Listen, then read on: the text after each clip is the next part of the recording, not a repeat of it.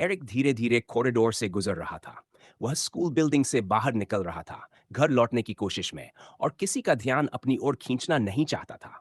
उस देश में जीना आसान नहीं था जहां ताकत ही असली रूल थी, और एरिक के पास उस तरह की पावर बिल्कुल नहीं थी।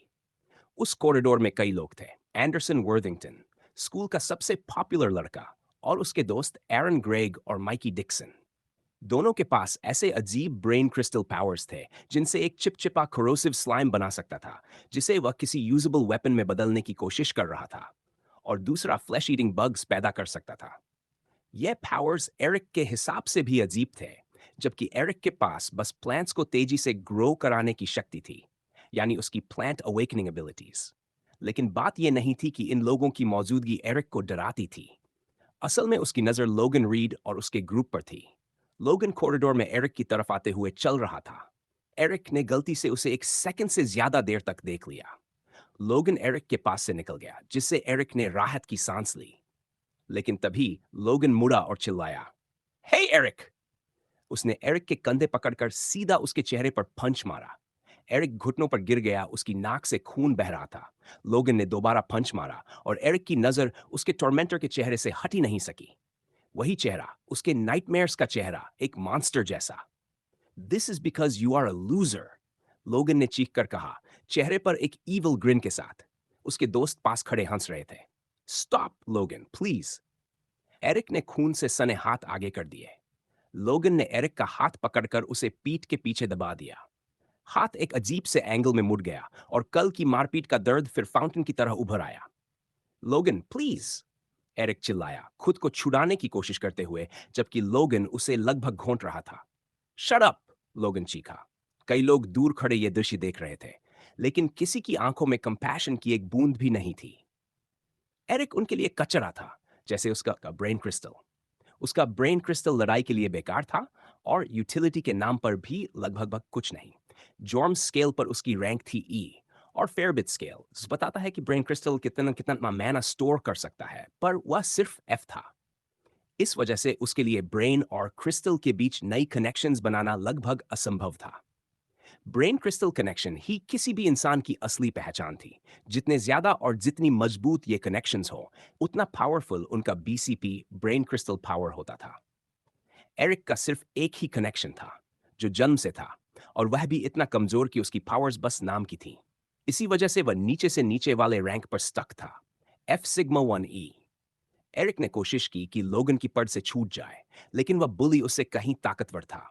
उसने आसपास खड़े लोगों की ओर किसी उम्मीद से देखा, लेकिन किसी ने मदद के बारे में सोचा तक नहीं। उनके लिए वह बस एक आईसोर था, ऐसा इंसान जिसे जन्म ही नहीं लेना चाहिए था। आखिरकार लोगन ने उसे छोड़ा और पेट पर एक जोरदार किक मारी। एरिक को लगा उसकी सांसें रुक जाएंगी, उल्टी आने लगेगी।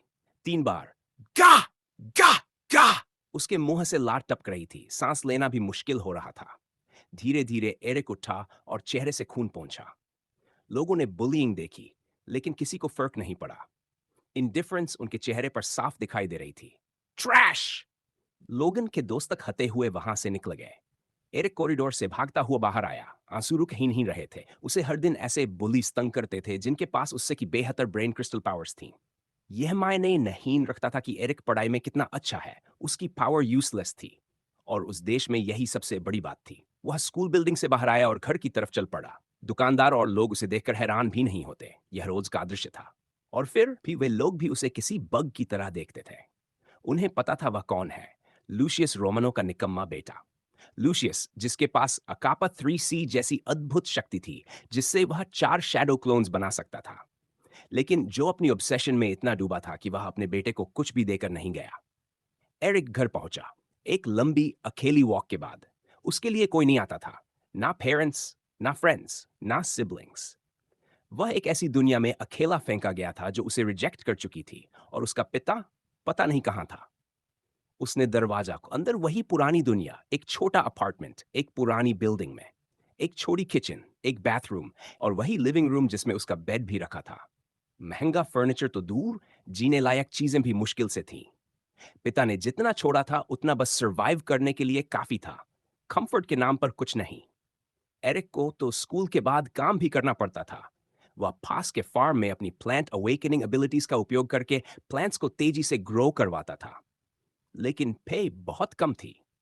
उसका पिता भले हाई रैंक्ड हो, लेकिन अपनी ऑब्सेशंस की वजह से बिल्कुल पेनीलेस था। वह एरिक को 2 साल पहले अकेला छोड़कर निकल गया था, उस सिनिस्टर कोल्ड के कारण को तलाशने। वही वायरस जिसने ब्रेन क्रिस्टल्स पैदा किए, और थाइड्स नाम के म्यूटेटेड बीस्ट्स जिन्होंने मानव सभ्यता को 2 कॉन्टिनेंट से खींचकर सिर्फ एक कॉन्टिनेंट तक सीमित कर दिया।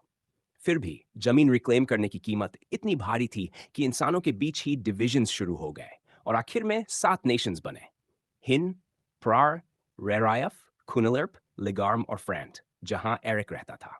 एरिक को नहीं पता था दूसरे नेशंस में हालत कैसी थी, लेकिन फ्रैंट में सब कुछ बुरा था। गवर्नमेंट मिलिटरिस्टिक थी और सोशल स्टैंडिंग सिर्फ ब्रेन क्रिस्टल पावर से तय होती थी।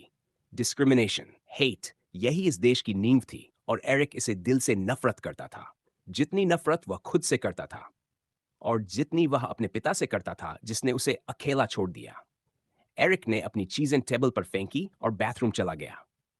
प्रतिदिन की पिटाई के कारण उसे फर्स्ट एड किट्स पर काफी पैसे खर्च करने पड़ते थे। रोज घाव भरना उसकी दिनचर्या बन चुका था। काम खत्म करके वह कंप्यूटर पर बैठा, क्योंकि एरिक को वॉर न्यूज देखने में अजीब सी कंफर्ट मिलती थी। उसे सुकून मिलता था कि वही लोग जो उसे गार्बेज समझते थे, वे हिन के साथ लड़ाई में मर रहे थे। उसने न्यूज साइट खोली। हेडलाइन थी, स्टेलमेट इन वॉर। वह पढ़ने लगा। Between the two nations, there were no surrenders at both Eastern Francian and Hinian coast as of Tuesday morning. 3 दिन से दोनों तरफ लगातार लड़ाई चल रही थी, और कोई पीछे हटने वाला नहीं था। The fact that this has been going on for 3 days after some small skirmishes means nothing will change until the two nations agree to settle down. लेखक ने लिखा, Ash, that's what you deserve, motherfuckers. Eric चिल्लाया। उसकी नसों में गहरी नफरत दौड़ रही थी। वह बैटल फुटेज देखने लगा। सोल्जर्स एक दूसरे को मार रहे थे।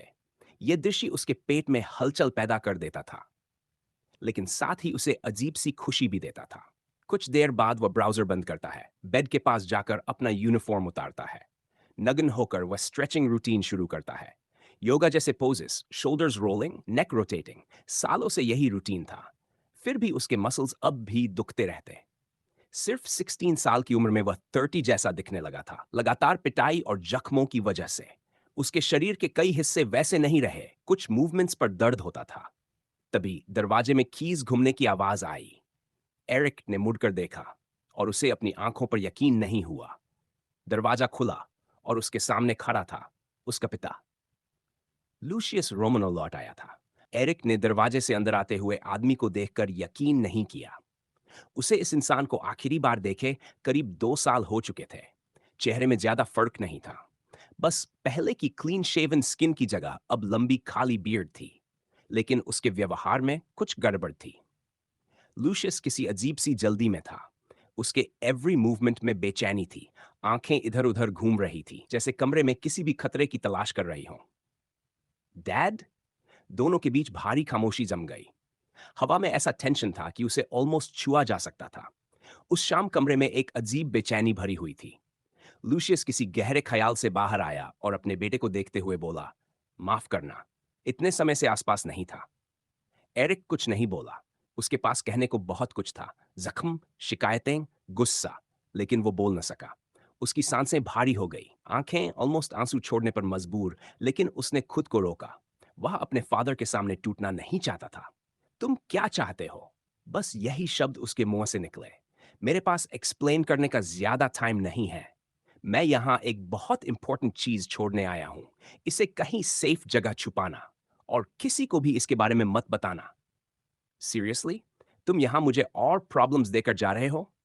एरिक की आवाज में गुस्सा भर गया। इसी बीच लूशियस ने अपने बैकपैक से एक बड़ा ग्लास कंटेनर निकाला। अंदर अजीब सी लिक्विड थी, और उस लिक्विड में डूबा हुआ एक भयानक क्रीचर। उसका बॉडी किसी जायंट स्पाइडर जैसा था, लॉन्ग टेल जिसके एंड पर हुक जैसा स्टिंग, और 8 भद्दे लंबे पैर। मुंह किसी मसल जैसा, लेकिन पॉइंटेड टीथ के साथ। अथाइड? एरिक ने चौंक कर पूछा। क्या उसके पिता सच में एक डेडली क्रीचर अपने पावरलेस बेटे के घर ले आए थे? नो, लूशियस ने गंभीरता से जवाब दिया। तो फिर ये है क्या? कम से कम ये तो बताओ। लूशियस ने उसकी आंखों में देखते हुए कहा, यह सिनिस्टर कोल्ड का कारण है। यह सुनकर एरिक रसोई में गया, एक ग्लास में पानी भरा, एक घूंट में पी गया और गिलास सिंक में फेंक कर वापस लिविंग रूम आया। लूशियस के पीछे पीछे आ गया। तुम मुझे सीरियसली नहीं ले रहे। मैं इस सबको कैसे सीरियसली लूं? एरिक, मेरी बात सुनो। ये जोक नहीं है। मैं यहां रुक नहीं सकता। इसे सेफ जगह छुपा दो, मैं बाद में इसे लेने आऊंगा। और तब तक किसी को मत बताना कि मैं यहां आया था। क्यों? और इतना सीक्रेटिव क्यों? अगर तुम्हें सच में सिनिस्टर कोल्ड की वजह मिल गई है तो इसे मिलिट्री को क्यों नहीं दे देते? एरिक ने पूछा। लूशियस ने थका हुआ सा साय लिया। ये कॉम्प्लिकेटेड है। Come on dad. लूशियस ने सिर हिलाया। देखो, मुझे पता है तुम डर रहे हो। एरिक को यकीन नहीं हुआ। Proud Lucius Romano pleading? ये उसने कभी नहीं देखा था। लेकिन तुम चिंतित मत हो, लूशियस बोला, जब तक तुमने इसे किसी को नहीं बताया। एरिक डिसबिलीफ में उसे देखता रह गया। उसका गुस्सा सिर्फ इन सालों की नेग्लेक्ट पर नहीं था, बल्कि इस बात पर भी कि उसका बाप उसे इतना बड़ा खतरा सौंप कर भाग रहा था। अगर मिलिट्री को यह चीज उसके घर में मिल गई तो? उसने कल्पना की कि मिलिट्री उसे पकड़कर टॉर्चर करेगी, जानकारी निकलवाने के लिए। उसके शरीर में सिहरन दौड़ गई। फिर भी उसके पिता की आंखों और टोन में झूठ नहीं था। ठीक है, एरिक ने आखिरकार हार मान ली। मैं इसे छुपा दूंगा, लेकिन एक सवाल पूछ सकता हूं? हाँ, जो भी पूछो। तुम ये सब क्यों कर रहे हो? लूशियस का चेहरा सख्त हो गया। हम दोनों के लिए और इस दुनिया में जो बचा है उसे प्रोटेक्ट करने के लिए। प्रोटेक्ट? किसे? सिनिस्टर कोल्ड से भी वर्स चीज से। उसी समय लूशियस ने खिड़की के बाहर कुछ सुना और वो तेजी से उधर भागा। मैं अब यहां नहीं रुक सकता, उसने कहा। उसकी आंखें किसी अनदेखे खतरे को देख रही थीं। क्या तुम फिर से मुझे छोड़कर जा रहे हो? एरिक की आवाज टूट गई। बिट्रेयल फिर से उसके सीने में चुभ गया। लूशियस ने पीछे मुड़कर कहा, बेवकूफ मत बनो, मैं लौटूंगा। लेकिन अभी मुझे जाना होगा। यहां स्टे करो, मैं तुम्हें लेने वापस आऊंगा। और अगले ही पल वह गायब था। लूसियस के जाने के बाद एरिक वहीं खड़ा रहा, फिर अपनी चेयर पर बैठ गया और अपना चेहरा हाथों में छुपा लिया।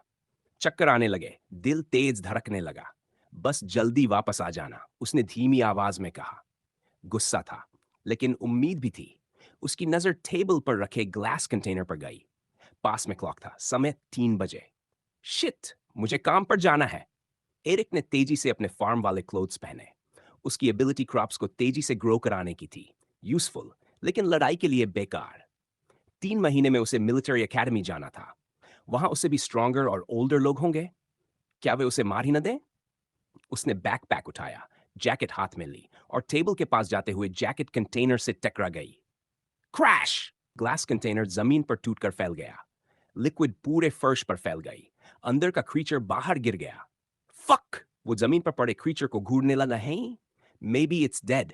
लेकिन यह सब एक डिजास्टर था। उसने अपने फादर का सालों का काम बर्बाद कर दिया था। शिट! वो बाथरूम भागा, क्रीचर को फेंकने के लिए कुछ ढूंढने। जब वह प्लास्टिक बैग्स लेकर लौटा, क्रीचर गायब था। उसके शरीर में डर की ठंडी लहर फैल गई। शिट! एरिक किचन में जाकर नाइफ उठा लाया। I have to get rid of it अभी। उसी समय पीछे से आवाज आई। वह मुड़ा और क्रीचर जमीन से चपटा। उसका मुंह चौड़ा खुला, पैर फैले हुए, दांत चमक रहे थे। वह एरिक के चेहरे पर आ गिरा। एरिक ने चीखने की कोशिश की, बट क्रीचर ने उसके मुंह में कुछ फोर्सफुली इंसर्ट कर दिया। फिर टेल के हुक ने एरिक के चेस्ट में स्टिंग किया। टॉक्सिन कुछ उसकी नसों में दौड़ा। दुनिया धुंधली होने लगी और फिर उसके दिमाग में एक आवाज गूंजी। Downloading information from the Hoj 0%, 1%, 5%, 5%, 30%, 70%, 100%. Welcome to the biological supercomputer system. Eric की आंखें खुली तो सबसे पहले उसे अपने घर की छत दिखाई दी। एक गहरी उलझन उसके दिमाग में घूम रही थी। उसे समझ ही नहीं आ रहा था कि उसके साथ हुआ क्या था। धीरे धीरे उठते हुए उसने अपना शरीर देखा। कहीं कुछ गलत तो नहीं। और जैसे ही उसकी नजर अपनी छाती पर गई, वह सन्न रह गया। वहां राख का एक ढेर जमा था। उसी पल उसकी यादें वापस दौड़ पड़ी। बेहोश होने से पहले जो कुछ हुआ था, सब एक एक कर सामने आने लगा। आह! वह घबराकर राख हटाने लगा। उसका दिल तेज धड़क रहा था। आखिर उसके साथ हुआ क्या था? और वो क्रीचर? जल्दी जल्दी उठकर वह बाथरूम पहुंचा ताकि राख धुल सके। उसे शक था कि यह किसकी हो सकती है, लेकिन कोई पक्का सबूत नहीं था। सिंक में पानी चलाकर उसने पाउडर को धोना शुरू किया। ये तो उस मॉन्स्टर के रिमेन्स हैं। एरिक की आवाज कांप गई। उसने अपने शरीर से क्रीचर से जुड़ी हर चीज को साफ कर दिया, वह राख जैसे अवशेष भी। फिर उसने शीशे में अपनी परछाई देखी। उसकी गर्दन के पास काला सा निशान था। अब कोई शक नहीं था, ये उसी क्रीचर की बची खुची निशानी थी। लेकिन कैसे? एरिक बुदबुदाया। आखिर हुआ क्या था? सब राख हटाने के बाद उसने नहाने का फैसला किया, ताकि क्रीचर के बाकी बचे कोई अंश भी निकल जाएं। गर्म पानी उसके शरीर पर गिरा। थोड़ी राहत मिली, लेकिन सवाल अभी भी दिमाग में गूंज रहे थे। नहाकर जब वह लिविंग रूम में पहुंचा, दीवार पर लगी घड़ी रात के 8 बजे दिखा रही थी। एरिक का चेहरा पीला पड़ गया। वह तुरंत अपना फोन उठाकर मिस्टर फॉक्स को कॉल करने लगा। लेकिन तभी कुछ अजीब हुआ। Smartphone, do you want to connect to it? What the fuck? Eric चीखा। उसकी आंखों के सामने हवा में एक स्क्रीन उभर आई थी। वह पीछे हटते हुए छोटे टेबल से टकराया और नीचे गिर पड़ा। आउच! पलक छपकते ही स्क्रीन गायब हुई, लेकिन जैसे ही उसने फिर आंखें खोली, स्क्रीन अब भी हवा में तैर रही थी। Device found, smartphone. Do you want to connect to it?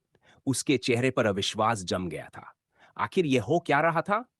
कुछ सेकंड सोचने के बाद उसने सबसे तर्कसंगत काम किया, समझने की कोशिश। यस, एरिक ने कहा। एक स्मार्टफोन? तभी उसके दिमाग में एक अजीब सी अनुभूति फैल गई, जैसे वह सचमुच अपने फोन से जुड़ गया हो। उसने फोन उठाया। वह दिखने में ठीक वैसा ही था, लेकिन कुछ अलग महसूस हो रहा था। उसे याद आया कि उसे मिस्टर फॉक्स को कॉल करनी है, और जैसे ही उसने सोचा, फोन ने खुद ब खुद मिस्टर फॉक्स का नंबर डायल कर दिया। क्या मैं फोन को दिमाग से कंट्रोल कर रहा हूं? रिंगटोन उसके कानों में नहीं, बल्कि दिमाग में गूंजी। हेलो? मिस्टर फॉक्स की आवाज सीधा उसके ब्रेन में सुनाई दी। Mister fox? एरिक? कहां मर गया था तू? आई एम सॉरी सर, मैं नहीं आ पाया आज। सॉरी? यहां आके दिखा, फिर बताता हूं सॉरी क्या होता है। सर, ऐसा नहीं होगा दोबारा। बेहतर होगा कि न हो। क्या इतनी बड़ी बात हो गई थी कि फोन भी नहीं कर सका? एरिक सच नहीं बता सकता था। उसने एक बहाना बनाया। सर, मुझे किसी ने पीटा और मैं बेहोश हो गया था। फिर कुछ पल खामोशी रही। मिस्टर फॉक्स भले ही सख्त था, बुरा था, लेकिन बहुत गहरी अजीब सी जगह पर वह एरिक को लेकर चिंतित भी रहता था। वेल, अगली बार मुसीबत से दूर रहना। I will sir. कल यूजुअल टाइम पर आना, नहीं तो नौकरी गई समझना। Yes sir. कॉल कट गई। स्क्रीन गायब भी थी और नहीं भी, जैसे वह हवा में किसी अदृश्य परत पर तैर रही हो। आखिर ये हो क्या रहा है? एरिक चिल्लाया। खुशी और डर दोनों उसके अंदर टकरा रहे थे। फिर उसकी याद क्रीचर पर गई और जोड़ मिलने लगे। क्या हो सकता है कि वो क्रीचर थाइड नहीं था? उसे याद आया कैसे वह दिखता था। बिल्कुल उन थाइड्स जैसा जिनकी कहानियां उसकी माँ बेड टाइम पर पढ़ती थी। उसके माता पिता दोनों किताबों के शौकीन थे। लगभग हर हफ्ते नई किताबें लाते, कहानियां, मिथक, सब सुनाते। उनका परिवार बहुत करीब था। क्या ये सब उसी क्रीचर से जुड़ा है? उसने मेरे साथ क्या किया? तभी answer. I, the biological supercomputer, implanted myself inside Eric Romano's brain, making a connection to the brain crystal. क्या? एरिक फिर से पीछे हट गया। ये चीज मेरे दिमाग को पढ़ रही है। उसने स्क्रीन पर लिखे शब्द दोहराए। तू मेरे दिमाग में इम्प्लांट हो गया? क्या बोल रहा है? Repeat. I implanted myself inside your brain. Are you stupid perhaps? अब ये नॉर्मल बात भी कर रहा है। This supercomputer had to tune down his language skill to make the host able to understand. I'm not stupid! Danger. Host becoming angry. Releasing calming substance in 3, 2, 1. Eric अचानक शांत होने लगा। ये एहसास बहुत डरावना था कि ये बायोलॉजिकल सुपरकंप्यूटर उसके दिमाग को नियंत्रित कर सकता था। तू है क्या? असल में? एरिक ने पूछा। Answer.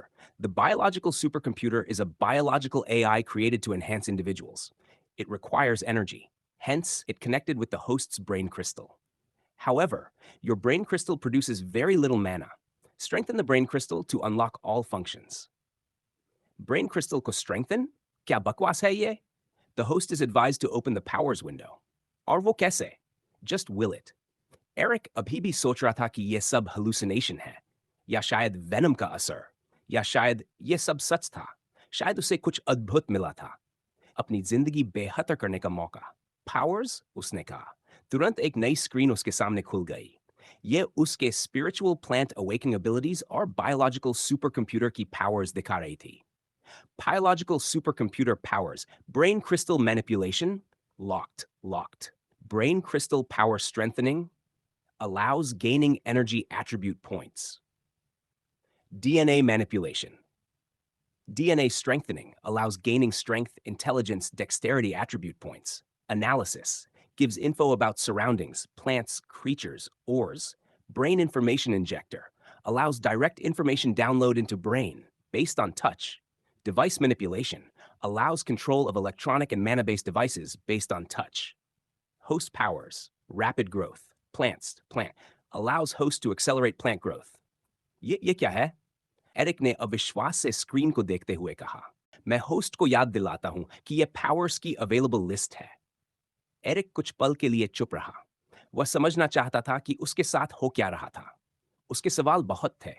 बायोलॉजिकल सुपर कंप्यूटर या जो भी वह चीज थी, उससे हुई बातचीत के आधार पर एरिक अब यह मान सकता था कि यह सिस्टम उसके लिए नुकसानदेह नहीं था। डिवाइसेस को माइंड से कंट्रोल करना, यह अपने आप में एक अनबिलीवेबल पावर थी। शायद यही डिवाइस मैनिपुलेशन था, लेकिन इससे भी ज्यादा था। पावर्स की लिस्ट में कई लॉक्ड एबिलिटीज थी और दो एबिलिटीज खुली हुई थी, एनालिसिस और brain information injector.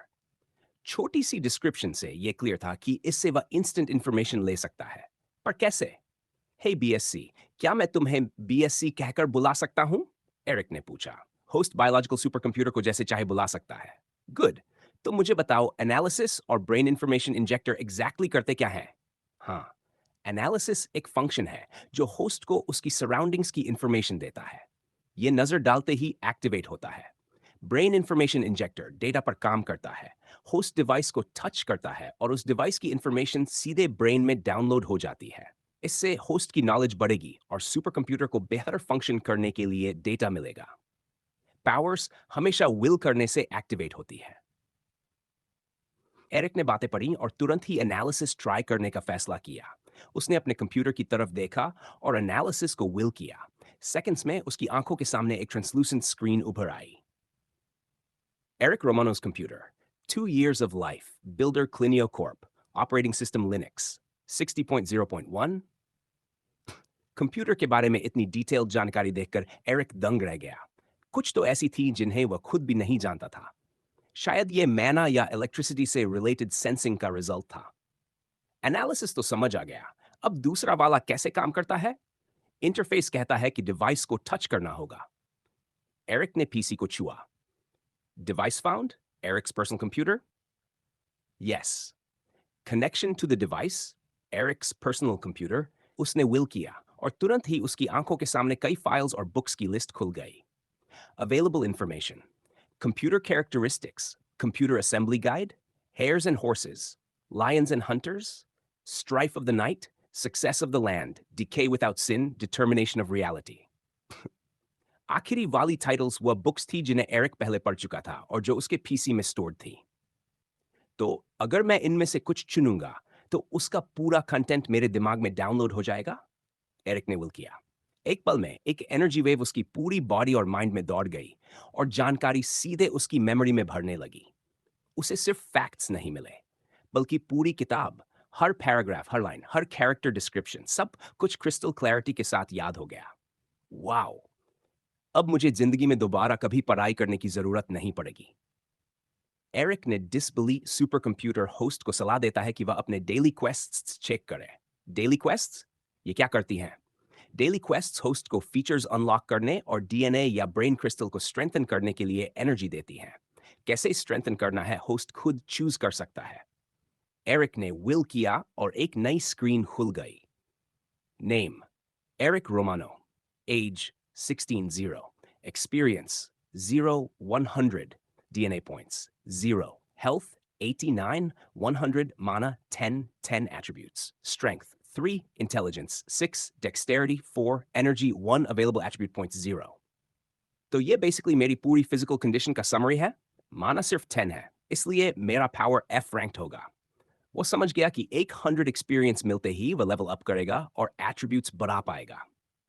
Strength, physical power, intelligence, speed of thinking or memory, dexterity, body movement.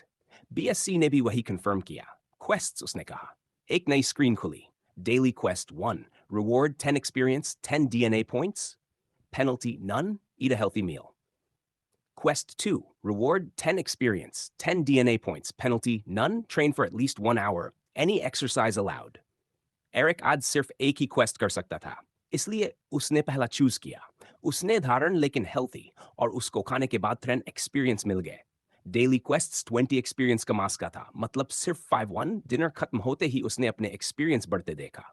शायद बीएससी उसकी खाई ऊर्जा को कन्वर्ट करके पॉइंट्स में बदल रहा था। उसके बाद एरिक कई घंटों तक बीएससी की असली प्रकृति समझने की कोशिश करता रहा। कोल्ड सिनिस्टर डिजीज और के बारे में बीएससी कुछ नहीं जानता था। जो भी जानकारी थी वह एरिक की यादों से थी।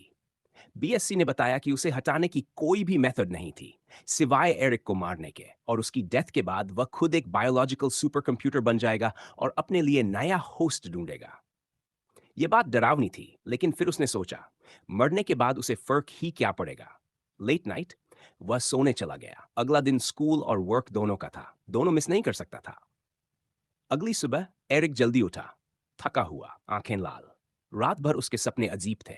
डेली क्वेस्ट रीसेट हो चुकी थी, तो उसने एक हेल्थी मील खाकर पहला क्वेस्ट पूरा किया और तैयार हो गया। कपड़े पहनकर वह घर से निकला। न्यू अलेक्जेंड्रिया बहुत खूबसूरत सिटी थी, बस अंदर रहने वाले लोग हमेशा अच्छे नहीं होते थे। मेन स्क्वायर में एक बड़ी फाउंटेन थी जहां लोग रात में इकट्ठा होते थे। पास में एक छोटा पार्क ट्रीज और फ्लावर्स से भरा हुआ। लोग मॉर्निंग कॉफी पीते हुए आसमान के स्टार्स देखते थे। पार्क के सामने एक ग्रैंड स्टैचू था। एक आदमी, सिर ऊंचा, बेहद प्राउड। प्लेक पर लिखा था सोलोमन जड, सेवियर ऑफ ह्यूमैनिटी। सोलोमन जड फेरेबिट स्केल पर पहला एक्स रैंक्ड इंडिविजुअल।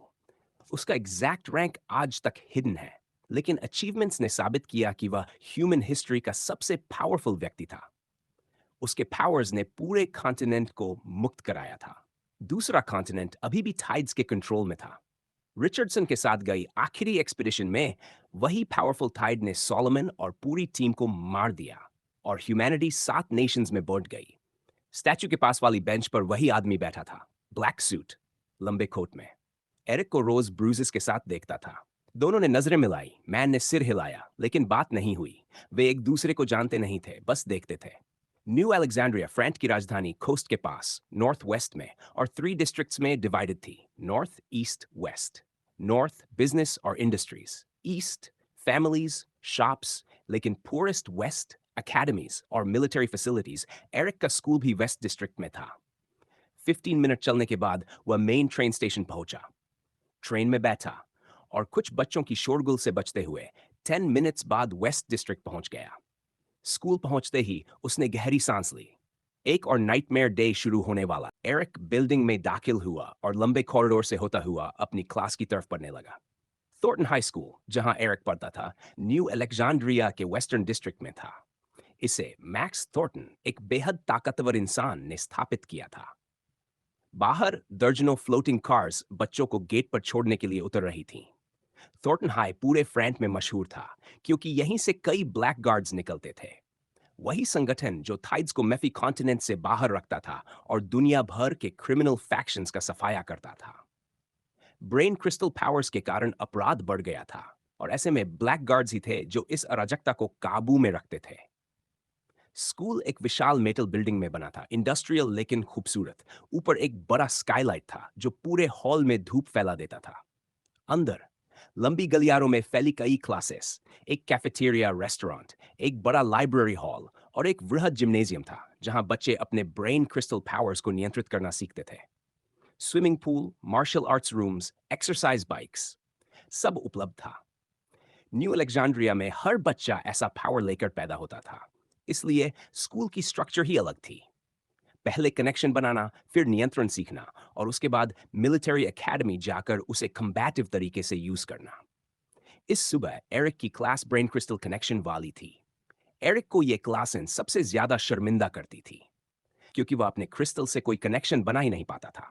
उसकी माना बहुत कम थी। बस एक अच्छी बात थी, उसकी मेमोरी तेज थी, जिसे बाकी सब्जेक्ट्स में वह ठीक ठाक कर लेता था। जब वह कॉरिडोर से गुजर रहा था, कई बच्चे उसे घूर रहे थे। कुछ ने यूजुअल ताने दिए, प्लांट हगर, प्लांट फकर। एरिक ने अनसुना करने की कोशिश की, लेकिन आज उसकी किस्मत फिर खराब। लोगन रीड सामने से आते ही चिल्लाया, आह, प्लांट फकर। पूरे कॉरिडोर में हंसी फूट पड़ी। एरिक लाल पड़ गया। वह अक्सर लड़ाई से बचने की कोशिश करता था, लेकिन आज उसके अंदर कुछ बदला हुआ था। शायद क्योंकि अब उसके पास पावर था, और भले ही उसे छुपाना था, फिर भी वह कमजोर नहीं रहा था। उसने सीधा खड़े होकर लोगन की ओर देखा। व्हाट, आज बॉल्स उगाए? लोगन हंसा। तू बेवकूफ है, एरिक धीरे से बोला। लोगन ने बिना सोचे एरिक के चेहरे पर मुक्का जड़ दिया। एरिक गिर पड़ा, नाक से खून, गाल सूज रहा था। लोगन उसके पेट पर कई मुक्के बरसाता रहा, जब तक कि एरिक के मुंह से खून नहीं निकल आया। बस कर लोगन, उसके दो दोस्त बोले। टीचर देख लेंगे तो तू ही फंसेगा। उन्होंने एरिक को पकड़कर दीवार के सहारे खड़ा किया और वहां पटक दिया। एरिक ने नीचे देखा। वहां एक स्मार्टफोन पड़ा था। और तभी डिवाइस फाउंड, लोगन रीड स्मार्टफोन। एरिक की आंखें फैल गईं। मौका जो उसने खुद पकड़ा था। यस, लोगन रीड स्मार्टफोन। लोगन के फोन का पूरा इंटरफेस एरिक की आंखों के कोने में उभर आया। एरिक के चेहरे पर एक हल्की ठंडी मुस्कान उभरी। What the hell are you smiling at, freak? लोगन ने आखिरी मुक्का एरिक के पेट में मारा और हंसता हुआ चला गया। एरिक किसी तरह बाथरूम तक भागा और अंदर की एक स्टॉल को लॉक कर लिया। उसका शरीर कांप रहा था, आंखों से आंसू बह निकले। वह खून और कड़वाहट उगल रहा था। बायोलॉजिकल सुपरकंप्यूटर उसे स्टेबलाइज कर रहा था, वरना वह गिर पड़ता। चेहरा धोने के बाद उसने डैमेज देखा, गालों पर नीले निशान, पेट में तीखी जलन, दर्द। लेकिन आज वह चुप नहीं रहने वाला था। वह तीसरी मंजिल की अपनी खाली क्लासरूम में पहुंचा। कुछ मिनट बाद मिस्टर ओलियरी कॉफी लेकर अंदर आए। उन्होंने एरिक को देखा और बस पूछा, what happened to you young man? मैं गिर गया था। टीचर चुप रहे। वे सच जानते थे, पर परवाह नहीं। एरिक ने लोगन के फोन का कनेक्शन चेक किया और वह अभी एक्टिव था। अब वह गैलरी में घुसा और उसे मिला एक वीडियो। स्कूल के बाथरूम में लगी आग का वीडियो। वही बाथरूम जो कई न्यू डॉलर के नुकसान में गया था। स्कूल जानता था कि इसे किसी छात्र ने किया है, पर सबूत नहीं थे। लेकिन आज थे। एरिक ने प्रॉपर्टीज खोली और शेयर ऑल दबा दिया। पूरे स्कूल में एक्स फोन्स वाइब्रेट और रिंग करने लगे, टीचर्स के भी। लोगन का अपराध अब सबके पास था। कुछ ही सेकंड बाद लोगन के फोन पर मैसेजेस उभरे। Alex, bro, what the hell are you doing? What do you mean, bro? तूने बाथरूम वाली फायर का वीडियो भेज दिया सबको। No way, man. लोगन ने पैनिक में अपना फोन खोला और यह सच था। उसका चेहरा सफेद पड़ गया। मिलिट्री एकेडमी का सपना लगभग खत्म। What the fuck just happened? लोगन चीख उठा और एरिक अपनी खाली क्लासरूम में बैठा धीरे धीरे मुस्कुराया। आज उसने थोड़ा हिसाब बराबर कर दिया। ठीक उसी समय एरिक की क्लास में लोग अंदर आने लगे। उसके चेहरे पर एक बड़ी सी मुस्कान चिपकी हुई थी, क्योंकि उसने बच्चों को बाथरूम की आग के बारे में बातें करते हुए सुन लिया था। उसे तुरंत समझ आ गया कि वह सफल हो चुका है, और इस बात ने उसे अजीब सी खुशी दी। उसका चेहरा इतना चमक रहा था कि कई लोगों ने उसकी अजीब हरकत नोट की, मगर एरिक को कोई फर्क नहीं पड़ा। किसी को बिना जाने समझे इस तरह मैनिपुलेट कर पाना, यह एहसास ही बहुत शानदार था। ठीक है दोस्तों, मिस्टर ओलियरी बोले, अगला 1 घंटा हम ब्रेन और क्रिस्टल के बीच कनेक्शन, न्यूरल लिंक्स बनाने की कोशिश में बिताएंगे। जैसा कि मैंने आपको कई बार पहले भी बताया है, न्यूरल लिंक्स रैंक बढ़ाने के लिए बेहद जरूरी हैं। अभी तुम में से ज्यादातर लोग आइडोर स्केल के अनुसार सिग्मा लेवल पर हो, जो इस बात को बताता है कि तुमने कितने न्यूरल लिंक्स बनाए हैं। 1 से 3 तक लोग सिग्मा के तौर पर गिने जाते हैं, चाहे फेरेप्टिज या जॉर्म स्केल कुछ भी कहते हों। 4 से 6 तक वाले रो में आते हैं। मिस्टर ओलियरी कमरे में घूमते हुए बोले। उनकी आवाज शांत थी, ताकि हर बात साफ साफ समझ आ सके। जैसा कि मैंने कई बार कहा है, उन्होंने एरिक की तरफ देखते हुए दोहराया, न्यूरल लिंक बनाने के लिए तुम्हें माना को ब्रेन क्रिस्टल के बीच चैनल करना पड़ता है और क्रिस्टल को ब्रेन से जोड़ना पड़ता है। तुम्हें दिमाग और क्रिस्टल के बीच एक रास्ता खोलना होगा, और इसके लिए माना का इस्तेमाल करना होगा। यह प्रक्रिया नेचुरल है। मतलब ये कि अगर तुम ब्रेन के जरिए माना चैनल करोगे, तो तुम्हें समझ आ जाएगा कि क्या करना है। उन्होंने फिर एरिक की तरफ देखा, ये जानते हुए कि क्लास का एकमात्र छात्र जो अभी भी सिग्मा 1 लेवल पर अटका है, वह वही है। बाकी सभी या तो सिग्मा 3 या RHO 1 पर थे। मैं जितना कहूं कम है। न्यूरल लिंक्स बेहद महत्वपूर्ण है। ये तुम्हें ब्रेन्स क्रिस्टल पावर को बेहतर तरीके से कंट्रोल करने देते हैं और तुम्हारी व्यक्तिगत क्षमता को दर्शाते हैं। हाँ, तुम्हें फेरेप्टिज और जॉर्म स्केल भी देखनी चाहिए। ताकि तुम अपनी पावर का पूरा अंदाजा लगा सको। लेकिन शुरुआत हमेशा इससे होती है कि तुम अपनी पावर का इस्तेमाल कितना अच्छे से कर सकते हो, ना कि इससे कि क्रिस्टल कितना मैना हार्नेस कर सकता है। जितने ज्यादा न्यूरल लिंक्स होंगे, उतनी ही ज्यादा माना की मात्रा तुम्हारे शरीर में बह सकेगी। इससे शरीर म्यूटेट होता है, तुम्हारा डीएनए एम्पावर होता है, तुम और तेज और ज्यादा मजबूत बन जाते हो। टीचर ने सभी को गंभीर नजरों से देखा। वह सचमुच इन बातों पर विश्वास करता था। अब एक बार फिर माना चैनल करते हैं, ठीक है? मिस्टर ओलियरी ने कहा। सभी ने सिर हिलाया और एक नया न्यूरल लिंक बनाने के लिए अपने ब्रेन क्रिस्टल्स इस्तेमाल करने लगे। ये काम उतना आसान नहीं था जितना टीचर समझाता था, और इस स्तर तक पहुंचने में छात्रों को महीनों लग जाते थे। ब्रेन क्रिस्टल बनाना नेचुरल था, मगर बेहद मुश्किल। यही वजह थी कि अल्फा लेवल की बात ही अलग लगती थी, अगर ऐसे लोग सच में मौजूद थे। कई लोग कहते थे कि सोलोमन जड भी अल्फा तक नहीं पहुंच सका था, और इसी वजह से दूसरे महाद्वीप की एक्सपीडिशन में उसकी मौत हो गई। एरिक ने अपना पूरा ध्यान काम पर लगा दिया। ये उन चंद चीजों में से एक थी जिसे वह पूरी मेहनत से करने की कोशिश करता था। वह मजबूत बनना चाहता था, अपनी बेकार, फाट सहने लायक ना होने वाली जिंदगी से बाहर निकलना चाहता था। उसे पता था कि शायद ऐसा कभी नहीं होगा, फिर भी वह इस उम्मीद से चिपका कि शायद कभी कोई रास्ता निकल आए। एक ऐसा मौका जब वह सब कुछ पीछे छोड़कर बेफिक्र होकर जी सके। लेकिन वह तभी मुमकिन था जब उसके पास ज्यादा न्यूरोलिंक्स हों। यही डे ड्रीम उसके लिए उम्मीद बन जाता जब हकीकत ज्यादा दर्दनाक गति थी। उसने आज तक की सबसे ज्यादा कंसंट्रेशन लगाई, मैना को ब्रेन क्रिस्टल के जरिए चैनल करने की कोशिश की। लेकिन अचानक उसे अपने शरीर में मैना की बहने वाली संवेदना महसूस होना बंद हो गई। यह इस लेवल से आगे नहीं जा पाता था, क्योंकि न्यूरोलिंक बनाते ही उसका मैना से कनेक्शन टूट जाता था, बिना किसी वजह के। लेकिन अलग हुआ। A deformity of the brain crystal has been found. Usage of mana is strongly discouraged. Eric लगभग चिल्ला पड़ा, क्योंकि enormity of the brain crystal has been is seen found. The host has a slightly deformed brain crystal. This deformity stops mana from flowing correctly. The host is encouraged to take action to remove the problem. उसके ऊपर सच्चाई बिजली सी गिर पड़ी। क्या सच में उसकी सारी प्रॉब्लम्स रैंक न बढ़ पाने का कारण ये डिफॉर्मिटी थी? क्या वह सिर्फ इसी वजह से एफ रैंक था? क्या वह ज्यादा मन नियंत्रण कर सकता है? Yes, the biological supercomputer can modify the DNA and the brain crystal. The function is, though, locked, but the host can temporarily use the power by consuming DNA points. उसके अंदर एक नई चमक पैदा हुई, सिर्फ डिफॉर्मिटी ठीक करने की वजह से नहीं, बल्कि बायोलॉजिकल सुपरकंप्यूटर ने जो कहा उससे डीएनए और ब्रेन क्रिस्टल को मॉडिफाई करने की शक्ति। एरिक को समझ नहीं आ रहा था कि इसका मतलब क्या होगा, लेकिन वह इसके बारे में सोचने से खुद को रोक नहीं पाया। जोआचिम ने पूछा, Answer: DNA points represent the accumulation of genetic materials. IT is required to use the power of the biological supercomputer. Energy doesn't come free after all. Eric जानता था कि उसे क्वेस्ट से डीएनए पॉइंट्स मिलते हैं, पर क्या कोई और तरीका भी है? DNA points can be acquired by absorbing high quantities of mana. The system suggests doing so by consuming thawed flesh. Yes. The host needs to collect 100 DNA points to use the power and remove the deformity. यही तो यही तो उसे चाहिए था। एक घंटे बाद पूरा पीरियड जहां एरिक ने न्यूरल लिंक बनाने की दोबारा कोशिश भी नहीं की, क्लास खत्म हो गई।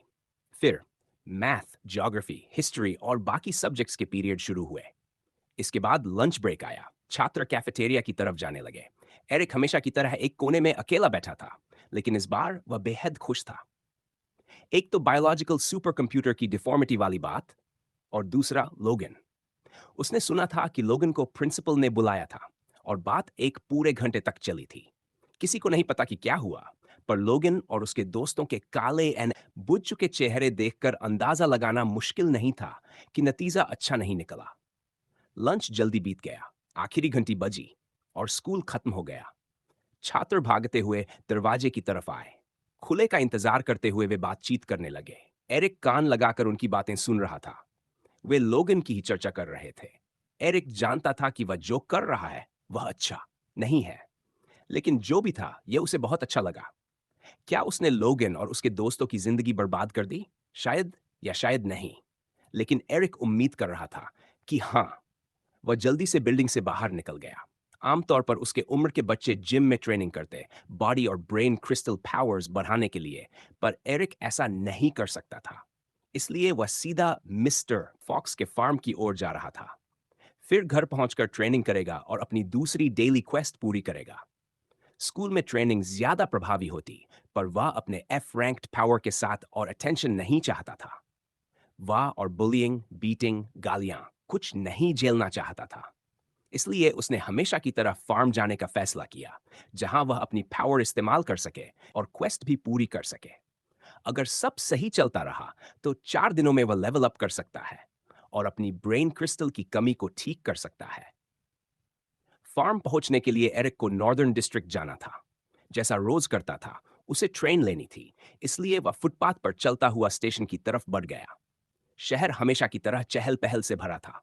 हजारों फ्लाइंग कार्स, ट्रक्स, मोटरसाइकिल्स हवा में तैर रहे थे और नीचे सड़कों पर लोग चल रहे। इरिक दुकानों को देखते देखते आगे बढ़ा। ज्यादातर इमारतें नहीं थीं और उनमें एक मिलिटरिस्टिक डिजाइन था।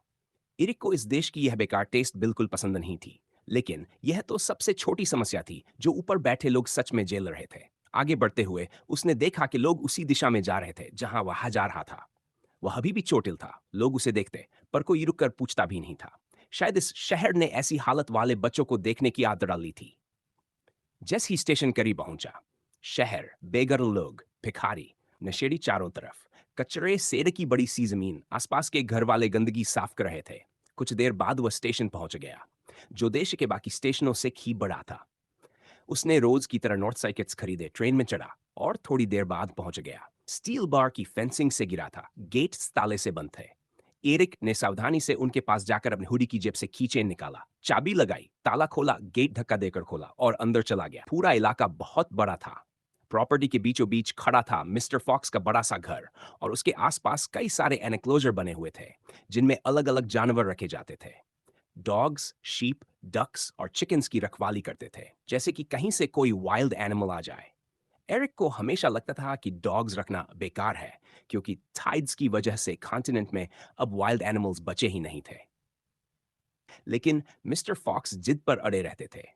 फिर भी म्यूटेटेड एनिमल्स कभी कभी शहरों पर हमला कर देते थे, और ऐसे में हर फार्मर के लिए कम से कम कोई न कोई सेल्फ डिफेंस तरीका होना जरूरी था। डॉग्स भले उन्हें रोक न पाए, लेकिन खतरे का अलार्म देने में वे बहुत काम आते थे। घर के बगल में एक बड़ा सा बार्न था, जहां मिस्टर फॉक्स और उनकी वाइफ अपना सारा सामान, इक्विपमेंट और एनिमल्स रखते थे। उसके साथ साथ कई शेड्स भी बने थे, जिनमें हर तरह के टूल्स रखे होते थे। एक कोने में एक पुरानी सी इमारत थी जो गैराज और वर्कशॉप दोनों का काम करती थी। उससे कुछ मीटर दूर एक छोटा सा वुडन कैबिन खड़ा था, जिसका इस्तेमाल मिस्टर फॉक्स सिर्फ गर्मियों में करते थे। एरिक मेन हाउस की तरफ बढ़ा, उम्मीद करते हुए कि कोई तो घर पर होगा। हेलो, एरिक ने जोर से आवाज दी। कोई जवाब नहीं आया। It's me. फिर भी कोई प्रतिक्रिया नहीं। जब वो खिड़की के करीब पहुंचा, तो अंदर सिर्फ काला अंधेरा दिख रहा था, जैसे घर बिल्कुल खाली हो। आ भरते हुए वह शेड की तरफ मुड़ गया। अंदर शेल्व्स पर टूल्स रखे थे, बॉक्सेस में स्पेयर पार्ट्स और मशीन रिपेयर का सामान भरा था। एक लार्ज वर्क बेंच भी था, सॉज, ड्रिल्स, हर तरह का गियर। बट इस समय वह पूरी तरह खाली पड़ा था। जैसे ही एरिक शेड में घुसा, उसे पास से कोई हल्की सी आवाज सुनाई दी। वह तुरंत मुड़ा तो देखा कि मिस्टर फॉक्स एक टॉर्च पकड़े हुए उसे घूर रहे थे, कुछ चिढ़े हुए से। आह, तुम आखिर आ ही गए, मिस्टर फॉक्स बोले। उनके कपड़ों से अभी भी ऑयल और ग्रीस की गंध आ रही थी, यानी वे भी अभी अभी अंदर आए थे। एरिक की नजर तुरंत उस मैकेनिकल आर्म पर पड़ी जो उनके दाहिने कंधे से जुड़ा हुआ था। मिलिट्री सेवा के दौरान एक टाइड ने उनका हाथ छीन लिया था। लेकिन यहाँ के कानून के हिसाब से हाथ पैर खो जाने पर भी तुम्हें 10 साल की मिलिट्री सर्विस पूरी करनी ही पड़ती थी। टेक्नोलॉजी ने मिसिंग लिम्स को रिप्लेस तो कर दिया था, लेकिन सेवा से किसी को छुट्टी नहीं मिलती थी। एरिक हमेशा सोचता था कि यह मैकेनिकल आर्म चलता कैसे है। उनके सिर पर हेलमेट और उस पर फिटेड 2 गॉगल्स लगे थे। उनकी आवाज शेड की दीवारों से टकराकर हल्का एको पैदा कर रही थी। यस मिस्टर फॉक्स, एरिक ने कहा। गुड, अब काम वाला कपड़ा पहन लो और अपनी पावर का इस्तेमाल शुरू करो। प्लांट्स खुद ब खुद रातों रात नहीं उगेंगे। ये काम तुम्हें ही करना है। बस इतना कहकर मिस्टर फॉक्स चले गए। एरिक ने थका हुआ सा सांस छोड़ी। बार्न में जाकर उसने अपना काम का यूनिफॉर्म पहना, मोटे कपड़े की ट्राउजर्स, एक लैब कोट जैसी शर्ट जिसकी स्लीव्स लेदर स्ट्रिंग से बांधी जाती थीं, और फिर रबर बूट्स। तैयार होकर वह प्रॉपर्टी के पीछे बने बड़े फील्ड की तरफ गया। वहीं उसका सेक्शन था, बेयर जमीन का एक हिस्सा, जहां उसे प्लांट ग्रोथ वाली अपनी एबिलिटी इस्तेमाल करनी थी।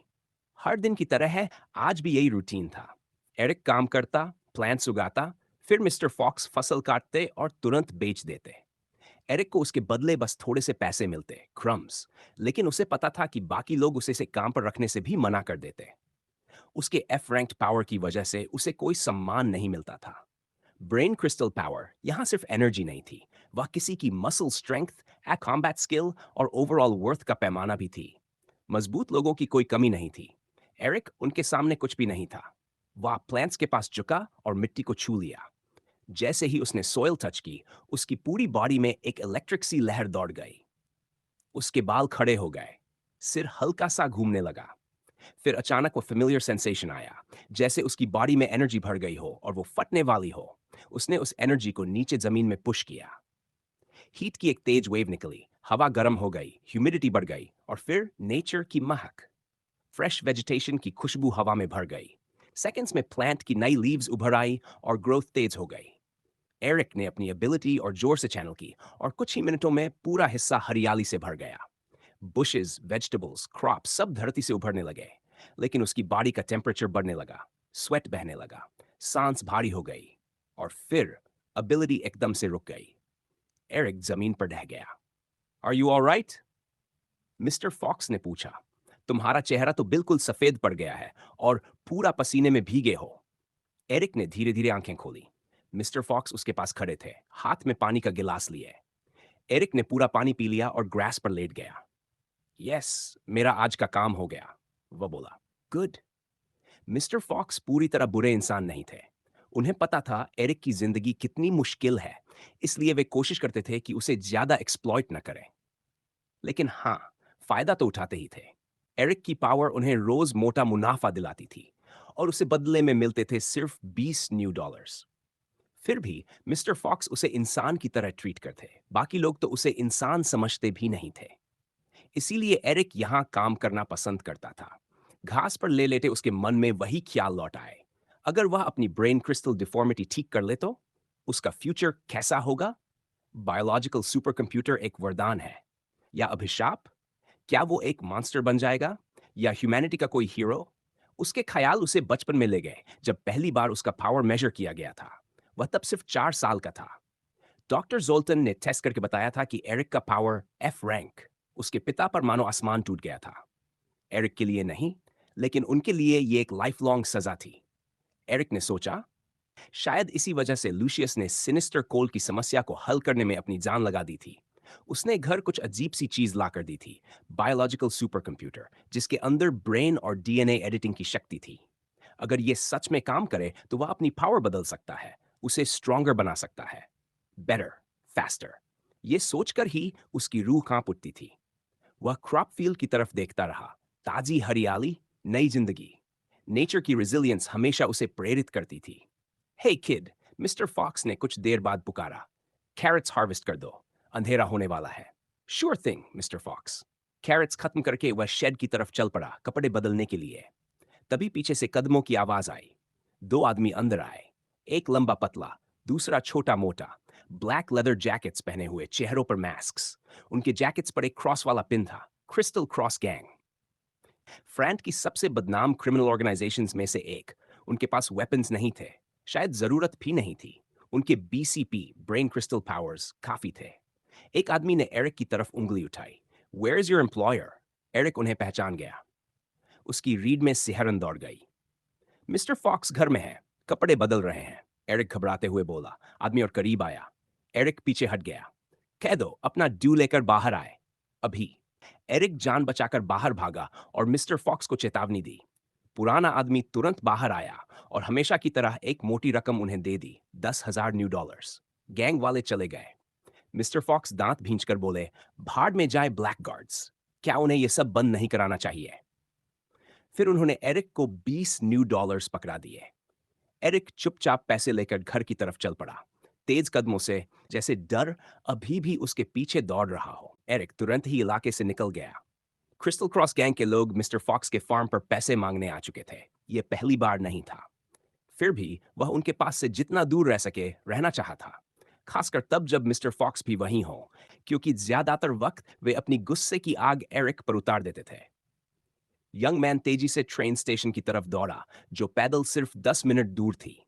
पास में कोई और ट्रांसपोर्टेशन का साधन नहीं था, क्योंकि उसके पास पैसे नहीं थे। ट्रेन ही उसका रास्ता था। सड़क पर चलते हुए वह सिटी में पहुंच गया। फार्म शहर के करीब नहीं था, इसलिए थोड़ी देर के लिए सड़कें लंबी लग रही थी। आसपास काउंटलेस फ्लाइंग कार्स आसमान में उड़ रहे थे। हर एक में कोई न कोई बैठा था और कुछ कार रुकी हुई थी अपना टर्न पाने के लिए। एरिक उन्हें देखते हुए सोचता, काश मेरे पास भी ऐसी कार होती। लेकिन पैसे नहीं थे, इसलिए केवल देखना ही रह गया।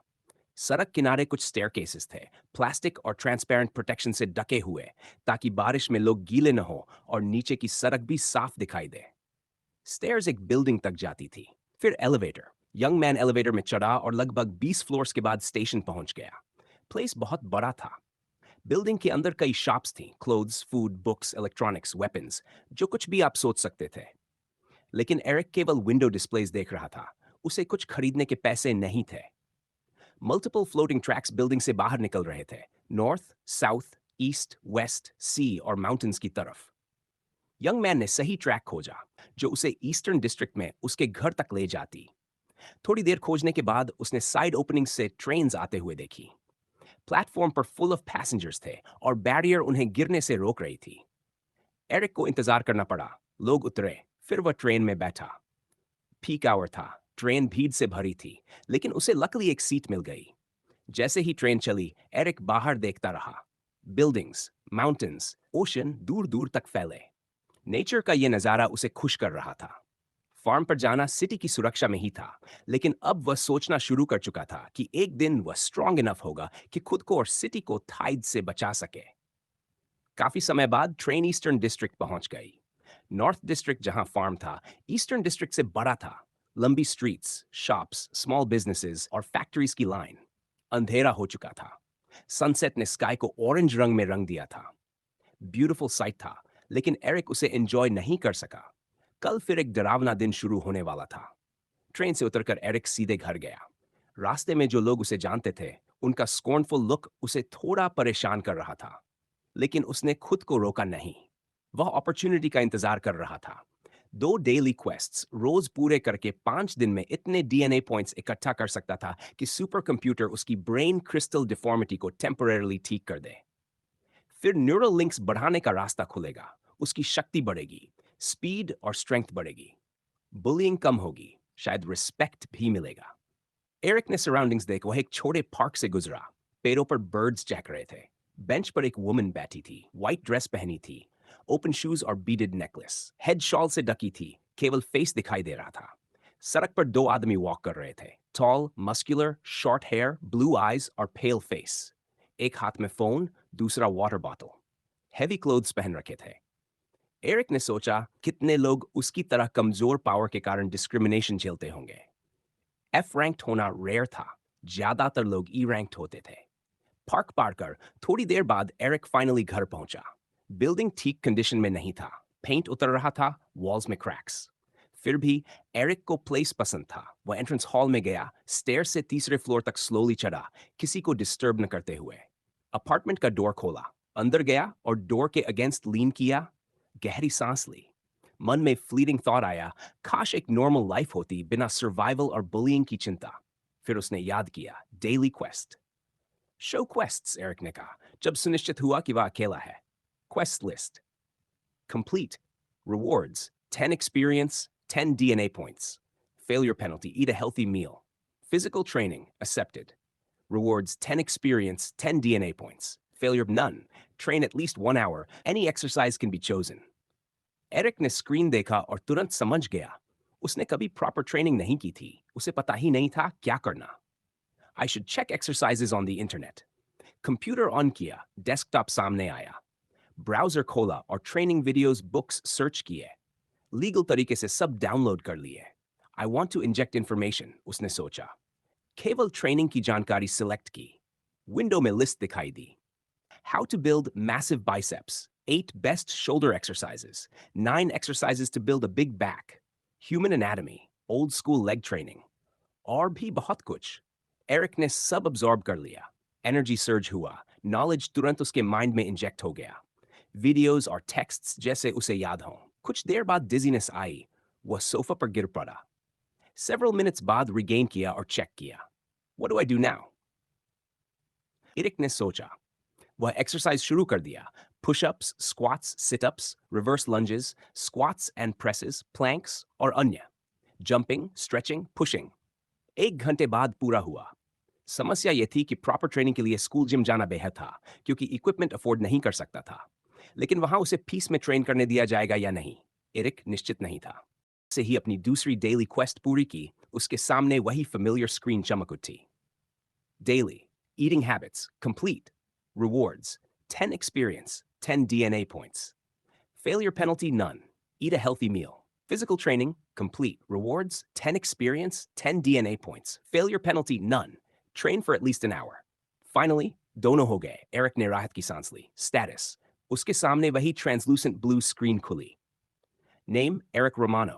Age, 16. Level 0. Experience, 30-100 DNA points. 30 health, 100-100.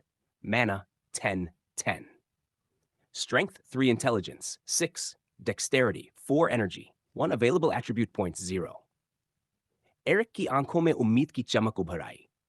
30 DNA points, बस 70 और चाहिए, और फिर वह पहली बार उस ब्रेन क्रिस्टल को सही करवाने लायक पावर अनलॉक कर पाएगा। उसके बाद उसकी जिंदगी बदल सकती थी। एरिक थोड़ा चबी था, एब्स नहीं थे, बॉडी बिल्ट भी नहीं। उसका ब्रेन क्रिस्टल सबसे वीक और मैना इनएफिशिएंट माना जाता था। लेकिन उसकी आंखों में एक गहराई थी, और काले बाल उसके चेहरे को मिस्टीरियस लुक देते थे। अगर उसकी रेपुटेशन इतनी खराब न होती, शायद लड़कियां भी नोटिस करती। वह थके हुए शरीर को सोफा पर टिकाकर सांसें संभाल ही रहा था कि उसका पुराना स्मार्टफोन अचानक वाइब्रेट करने लगा। स्क्रीन टूटी हुई थी, पर कॉलर आईडी साफ दिख रही थी। बेंजामिन कमिंस्की। एरिक के चेहरे पर तुरंत मुस्कान आ गई। Uncle Benjamin. दूसरी तरफ से हल्की हंसी आई। तुम हमेशा इतने खुश रहते हो। आप कैसे हैं, अंकल? मैं ठीक हूं। तुम बताओ, सब ठीक चल रहा है? एरिक के गले में कुछ अटक सा गया।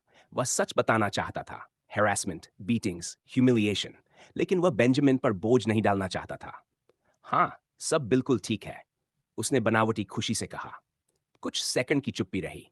बेंजामिन सब समझते थे, लेकिन फिर भी एरिक की प्राइवेसी की इज्जत करते थे। अगर तुम्हें किसी भी चीज की जरूरत हो, जस्ट टेल मी, बेंजामिन ने नरमी से कहा। एरिक के अंदर कुछ टूटता सा महसूस हुआ, लेकिन उसने मुस्कुराकर कहा, नहीं अंकल, मैं ठीक हूं। थैंक्स। बेंजामिन ने गहरी सांस ली। फिर बोले, कल तुमसे मिलने आऊंगा। एरिक हैरान भी हुआ और एक्साइटेड भी। कल? संडे है ना? चलो एक अच्छे रेस्टोरेंट चलते हैं। एरिक की खुशी उसके चेहरे से छलक पड़ी। Yes, that'll be great. Call कुछ और मिनट चला, फिर बेंजामिन ने फोन रखा। एरिक के चेहरे पर जेन्युइन खुशी लौट आई, एक rare moment. Biological supercomputer की वजह से उसके अंदर उम्मीद थी, और बेंजामिन की वजह से वार्मथ। वह शॉवर लेने गया, फिर साधारण राइस, चिकन सूप और सैलड खाकर सोने की तैयारी की। कल का दिन अच्छा होने वाला था। इसी समय शहर के दूसरे कोने में लोगन के घर में तूफान आया हुआ था। तुमने ये कैसे कर दिया? लोगन की मां चिल्ला रही थी, उसकी आवाज दीवारों तक हिला रही थी। लोगन चुप खड़ा था, उसका दिल डर और थकान से भरा हुआ था। स्कूल में हुई हरकत ने पूरे परिवार को मुश्किल में डाल दिया था। प्रॉपर्टी डैमेज, फाइन्स, और अब उसका भविष्य भी सवालों में था। मॉम, मैंने जानबूझकर नहीं किया। इनफ! उसकी मां ने फिर चीखा। उसका चेहरा ब्रूजेस से भरा था। शायद इसलिए लोगन इतना वायलेंट था। उसकी खुद की जिंदगी भी घर में नरक थी। कुछ देर बाद उसकी मां ने ठंडे स्वर में कहा, from now on you're not meeting Orson और Connell. What? Mom please. No. Logan का दिल धक से रह गया। ओरसन और कोनल उसके लिए सिर्फ दोस्त नहीं थे, वे ही उसके लिए कहीं बिलोंगिंग का एहसास थे। उसके पिता ने धीरे से कहा, shutting him off completely, maybe it's too harsh. उसकी मां ने तुनक कर जवाब दिया, are you on his side? Logan सिर झुकाकर खड़ा रहा। पेरेंट्स की चिंता जेन्युइन थी, बस एक्सप्रेशन कठोर था। गो टू योर रूम, उसकी मां ने कहा। लोगन अपने कमरे तक चला गया, पर नींद उसे नहीं आई। सीलिंग घूरते हुए उसके मन में एक ही थॉट घूमता रहा, क्या सच में मैंने अपना फ्यूचर बर्बाद कर दिया? उसे नहीं पता था कि उसी समय ऑर्सन और कोनल भी अपने अपने घरों में पनिशमेंट झेल रहे थे, और ये तीनों गलत फैसलों की शुरुआत भर थी जो एरिक की जिंदगी से भी टकराने वाली थी। अगले दिन एरिक तरोताजा महसूस करते हुए उठा। आज उसका मूड बेहद अच्छा था। सबसे बड़ा कारण यह था कि दोपहर को वह बेंजामिन, जिसे वह अंकल कहता था, के साथ लंच करने वाला था। एरिक उसके प्रति बेहद आभारी था, क्योंकि उसके पिता के चले जाने के बाद बेंजामिन ही था जिसने उसकी हर तरह से देखभाल की थी। यह आसान नहीं होता, किसी और के बच्चे को अपना मानकर संभालना, वो भी बिना किसी उम्मीद के। इस जमाने में ऐसे लोग बहुत कम थे। अब जबकि उसके पिता को गायब हुए 2 से ज्यादा साल हो चुके थे, बेंजामिन अब भी उसी तरह उसका ध्यान रखता था। एरिक जब भी इसके बारे में सोचता, उसके दिल में एक गर्माहट सी भर जाती। उसका बायोलॉजिकल सुपर कंप्यूटर सिस्टम, जिसके बारे में उसे पूरा विश्वास था कि एक दिन उसकी जिंदगी बदल देगा, उसके अच्छे मूड का दूसरा बड़ा कारण था। क्वेस्ट्स, उसने धीरे से कहा, और एक नीली सफेद अर्धपारदर्शी स्क्रीन उसकी नजर के कोने में उभर आई। Quest list daily, rewards for completions, 10 DNA points, failure penalty none, eat a healthy meal, refuse quest, rewards for completion, 10 experience, 10 DNA points, failure penalty none, train for at least an hour. वह screen को उसी तरह घूरता रहा मानो वह एक ब्रह्म हो, जो कि एक तरह से था भी। उसने दोनों क्वेस्ट एक्सेप्ट कर लिए और फिर एनर्जी के लिए नाश्ता करके दिन की शुरुआत की। एरिक ने किचन में जाकर फ्रूट जूस बनाया और ओटमील का एक कटोरा खाया। फिर वह लिविंग रूम में बैठकर टीवी ऑन कर लिया। न्यूज में फ्रैंट और बीच चल रहे युद्ध की बातें चल रही थी। रिपोर्ट्स के अनुसार हिनियन तट पर फिर से जड़ पेन शुरू हो गई थी। लोगों में यह अफवाह भी फैल रही थी कि हालात जल्द ही और बिगड़ सकते थे। अब का युद्ध पुराने जमाने जैसा नहीं था, जहां जहाज, टैंक और फाइटर प्लेन मिसाइल दागते थे। आज की लड़ाई लोगों की क्षमता से होती थी। कारण दो थे। पहला, लगभग हर शहर के चारों ओर बैरियर लगे हुए थे। कुछ टेक्नोलॉजी से बने थे, जिनका मुख्य काम टाइड्स को बाहर रखना था, और कुछ शक्तिशाली व्यक्तियों की ब्रेन क्रिस्टल पावर से बनाए जाते थे। ऐसे बैरियर मिसाइलों को भी रोक लेते थे। दूसरा, मानवता जिस एकमात्र महाद्वीप में रहती थी, वह बेहद मूल्यवान था। न्यूक्लियर हथियार चलाना तो आत्महत्या जैसा था। कोई समझदार राष्ट्र ये जोखिम नहीं लेता। लोग अब भी अपने ब्रेन क्रिस्टल पावर से विनाशकारी हमले करते थे, लेकिन उन हमलों का पर्यावरण पर प्रभाव नहीं होता था। ट्रांसपोर्ट टेक्नोलॉजी अब स्पीड और मैन्यूवरेबिलिटी पर केंद्रित थी। जमीन और समुद्र पर थाइड्स की वजह से भारी हथियार बेकार थे। फ्रैंट ने हिन पर कब्जा करने की कोशिश की थी, लेकिन हिन के सैनिक लगातार अपने तटों की मजबूत रक्षा में टिके हुए थे। फ्रैंट की सेना समुद्र पार करके किनारे तक पहुंच तो जाती थी, लेकिन वहां से आगे बढ़ना लगना मुमकिन था। सी थाइड्स की वजह सफर मुश्किल था, और हिन का डिफेंस उससे भी ज्यादा। वह सब देखकर एरिक ने कटोरा उठाकर किचन में रखा और बर्तन धोए। फिर 1 घंटे तक वह किताब पढ़ता रहा और युद्ध की खबरें सुनता रहा। वह तभी खुश होता था जब फ्रैंट हारता था। उसे इस राष्ट्र से नफरत थी, एक सड़ चुका देश जिसमें वह फंसा हुआ था। उसके दिल में हमेशा ही इच्छा रहती थी कि यह जगह जलकर खाक हो जाए। 1 घंटे बाद एरिक ने अपनी ट्रेनिंग शुरू की, वही एक्सरसाइज जो उसने कल की थी। Pushups, squats, situps, reverse lunges, squats and presses, planks, और भी कई साधारण लेकिन प्रभावी वर्कआउट। थक कर चूर हो जाने के बाद उसने शावर लिया। Quests, daily quests, eat a healthy meal, train for at least an hour, complete. उसे और 20 एक्सपीरियंस और 20 डीएनए पॉइंट्स मिल गए। अब उसके पास 50-50 थे। ब्रेन क्रिस्टल को अस्थायी रूप से मॉडिफाई करने और अपनी डिफॉर्मिटी को ठीक करने वाले सिस्टम फीचर को अनलॉक करने के लिए उसे बस और 50 डीएनए पॉइंट्स चाहिए थे। उसके बाद की राह एक अनजाना सफर थी। यदि उसका अंदाजा सही निकला तो वह न्यूरल लिंक्स बना सकता था और अपनी रैंक बढ़ाकर ताकत हासिल कर सकता था। उसकी शक्ति बेकार थी, लेकिन कम से कम उससे वह भूखा नहीं मरेगा। इसका एक फायदा तो था। एरिक ने मिस्टर फॉक्स की तरह खेती शुरू करने का भी सोचा, मगर स्टोन फैमिली की परमिशन के बिना यह नामुमकिन था। वे पूरे शहर के सबसे बड़े फूड प्रोड्यूसर्स थे, और घमंड से भी बड़े। एक छोटी सी गलती उसे बर्बाद कर सकती थी। उसकी अभी अभी जगी उम्मीदें पल भर में मिट सकती थी। उसे अपने खाने की जगह भी मुश्किल से मिलती थी। मिस्टर फॉक्स से मिलने वाले थोड़ा बहुत पैसे और अपने घर का मालिक होने की वजह से ही वह किसी तरह जी पाता था। एरिक ने जीन्स और एक साफ सुथरी शर्ट पहन ली। ज्यादा स्टाइलिश तो नहीं था, पर उसके पास यही था। कुछ घंटे इंतजार करने के बाद वह घर से निकला और उस जगह पहुंच गया जहां बेंजामिन उसे लेने आने वाला था। जैसे जैसे वह सड़क से गुजरता गया, निगाहें उस पर टिकती जाती। पड़ोसी उसे पहचानते थे और उसे देखकर ऐसे देखते जैसे कोई कीड़ा चल रहा हो। कुछ ने तो पास से गुजरते हुए जमीन पर थूक भी दिया। एरिक चलता रहा, चुपचाप, उदासीन। सड़क पर कई तरह के लोग नजर आए। एक बुजुर्ग औरत कूड़े से भरा बड़ा बैग उठाए, एक लड़की हुडी और शॉर्ट्स में दौड़ती हुई, और एक आदमी काले कपड़ों में नंगे पैर, जिसकी हालत देखकर लगता था कि वह किसी कचरे के ढेर में रहता होगा। एरिक का दिल डूब गया। वह नहीं चाहता था कि उसकी जिंदगी भी ऐसे ही खत्म हो। जब वह मीटिंग पॉइंट पर पहुंचा, उसने बेंजामिन की फ्लाइंग कार को आते देखा। वह सीधा खड़ा हो गया। हे! गाड़ी स्मूथली उतरी और बेंजामिन की विंडो नीचे हुई। आज उसने कैजुअल कपड़ों के बजाय एक बेहद क्लेसी सूट पहना था। लंबा, दुबला, डार्क स्किन, काले बाल पोनीटेल में, और सनग्लासेस। एरिक को देखकर उसने चश्मा थोड़ा नीचे किया और मुस्कुरा दिया। "यू लुक नाइस," एरिक ने कहा। बेंजामिन हंस पड़ा। "Thank you." एरिक गाड़ी में बैठ गया और सर्जन रेस्टोरेंट की ओर तेजी से बढ़ गया। अगले ही पल, जब फ्लाइंग कार आसमान चीरती हुई आगे बढ़ रही थी, शहर का नजारा बिल्कुल जादुई लग रहा था। सूरज अब पूरी तरह निकल चुका था और उसकी सुनहरी रोशनी नीचे फैली इमारतों पर इस तरह बिखर रही थी जैसे किसी ने पूरे शहर पर सोने की धूल छिड़क दी हो। ऊंचाई पर उड़ते हुए कहीं ऊपर से पक्षियों की हल्की सी चहचहाहट भी सुनाई दे रही थी। कंक्रीट की दीवारों से टकराकर गूंजती एक सुंदर धुन जो एरिक के अंदर एक अजीब सी शांति भर रही थी। यह नजारा उसे अपने बचपन की याद दिला रहा था, जब उसके पिता ने पहली बार उसे इस आसमान में उड़ाया था। तब वह छोटा था, चिंताओं से बिल्कुल मुक्त। लेकिन अब वह जानता था कि इन बादलों के पार कैसी दुनिया छिपी है। एक अंधेरी दुनिया, जहां सिर्फ थाइड्स ही नहीं बल्कि इंसानी दानव भी घूमते हैं। फिर भी इस ऊंचाई ने उसे एक झूठी सी सुरक्षा का एहसास दिया, जैसे आसमान तक पहुंचकर वह अपने पीछा करने वालों से बच सकता हो। नीचे शहर फैल चुका था। अनगिनत स्काईस्क्रेपर्स एक दूसरे से होड़ करते हुए आसमान को छू रहे थे। कुछ चमचमाते आधुनिक, कुछ पुराने और जर्जर। सड़कों के किनारों पर अनगिनत दुकानें, कैफे, फास्ट फूड स्टॉल, और उनका खाना देखकर एरिक का पेट खुद ही खरवट लेने लगा। लोग चींटियों की तरह अपने काम में लगे हुए आगे पीछे दौड़ रहे थे, कुछ उदास, कुछ गुस्से में, कुछ बेपरवाह। "Are you okay?" बेंजामिन ने अचानक पूछा।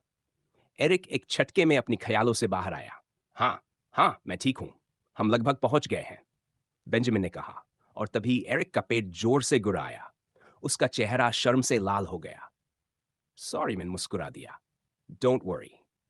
रेस्टोरेंट कुछ ही देर बाद वे उस बड़े रेस्टोरेंट के अंदर बने पार्किंग एरिया में उतर रहे थे। नीले से बैरियर को पार करते ही बेंजामिन ने गाड़ी पार्क कर दी। अंदर रोशनी इतनी तेज थी कि जगह किसी मॉल जैसी लग रही थी। बेंच, वेंडिंग मशीनें, और सामने लिफ्ट पर लाइन में खड़े लोग। बेंजामिन ने अपना आईडी दिखाया और दोनों लिफ्ट के अंदर गए। मशीन इतनी स्मूथ थी कि पता ही नहीं चला कब नीचे पहुंची। बस दरवाजा खुला और सामने पूरा रेस्टोरेंट चमक उठा। सफेद और सोने के रंगों में डला यह हॉल कई मंजिलों में फैला हुआ था। हर टेबल पर गोल्डन कटलरी सजाई हुई। वेटर ने उन्हें उनकी सीट तक पहुंचाया, एक बड़ी सी खिड़की के सामने जहां से पूरा शहर दिखाई देता था। बेंजामिन ने दोनों के लिए ऑर्डर किया, उसके लिए स्टेक और सैलड, और एरिक के लिए भारी भरकम पास्ता डिश। वेट्रेस एक वाइन बॉटल बेंजामिन के लिए और पानी की बोतल एरिक के लिए रखकर चली गई। दोनों खाते पीते हल्की फुल्की बातें कर रहे थे। बेंजामिन काम के बारे में, एरिक स्कूल के बारे में, खेल, म्यूजिक, फिल्में। सब कुछ अच्छा चल रहा था, जब तक बातचीत लूसियस पर नहीं आ गई। "So did you hear your father recently?" Eric कुछ भी नहीं बता सकता था। बायोलॉजिकल सुपर कंप्यूटर का जिक्र करना तो बिल्कुल नहीं। उसकी समझ में एक ही बात बैठ चुकी थी। उसके पिता जिन मुसीबतों में फंसे थे, उन पर बात करना सुरक्षित नहीं था। नहीं, बिल्कुल नहीं।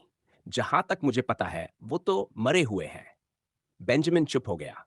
कुछ सेकंड बाद धीरे से बोला, "आई एम सॉरी।" "मत बोलो अंकल बेन, अब कोई फर्क नहीं पड़ता। उन्होंने अपनी जिंदगी खुद चुनी थी, नतीजे भी उन्हीं के थे।" बेंजामिन ने उसकी आंखों में देखते हुए कहा, "अगर कभी भी कुछ चाहिए हो, मैं हूं।" "थैंक्स अंकल बेन," एरिक ने धीरे से कहा। वापसी खाना खत्म होने के बाद दोनों ने डिजर्ट भी लिया। एरिक हर बार की तरह सोच रहा था कि काश बेंजामिन उसका असली पिता होता। बेंजामिन उसके लिए सिर्फ पिता का दोस्त नहीं था, वह भाई जैसा, परिवार जैसा बन चुका था।